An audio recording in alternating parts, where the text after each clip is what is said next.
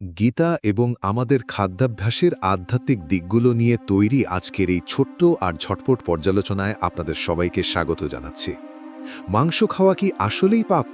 যুগ যুগ ধরে চলা এই বিতর্কের উত্তর খুঁজতে গিয়ে আজ আমরা দেখব আমাদের প্লেটে কি খাবার আছে তার চেয়ে আমাদের মনের ভেতরের উদ্দেশ্যটা কেন অনেক বেশি গুরুত্বপূর্ণ।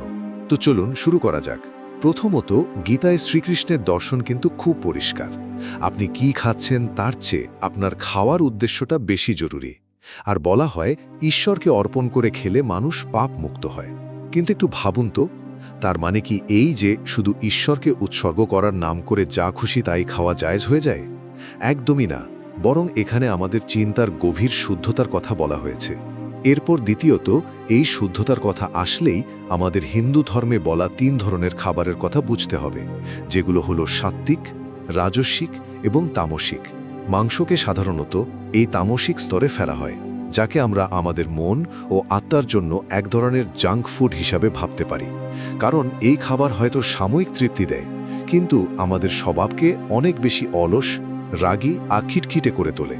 আর পরিশেষে গীতায় কিন্তু জোর করে কিছু চাপিয়ে দেওয়ার কথা বলা হয়নি। শ্রীকৃষ্ণ বলেছেন মানুষ তার স্বভাব অনুযায়ী কাজ করে, তাই লোভ বা হিংসার বশে মাংস খেলে তা অবশ্যই ভুল। কিন্তু কেউ যদি সচেতনভাবে নিজের সীমার মধ্যে আর কৃতজ্ঞতার সাথে খায়, তবে তাকে সরাসরি পাপ বলা যায় না। একবার ভেবে দেখুন তো, আজকালকার এই যে মাইন্ডফুল ইটিং বা সচেতনভাবে খাওয়ার ট্রেন্ড, তা কিন্তু হাজার বছর আগেই গীতায় বলা হয়ে গেছে। দিন শেষে আপনার খাওয়ার প্লেটে কি আছে তার চেয়ে আপনার মনের আয়নায় কি ভাসছে, সেটাই আপনার সত্যিকারের ধর্মের পথ নির্ধারণ করে দেয়।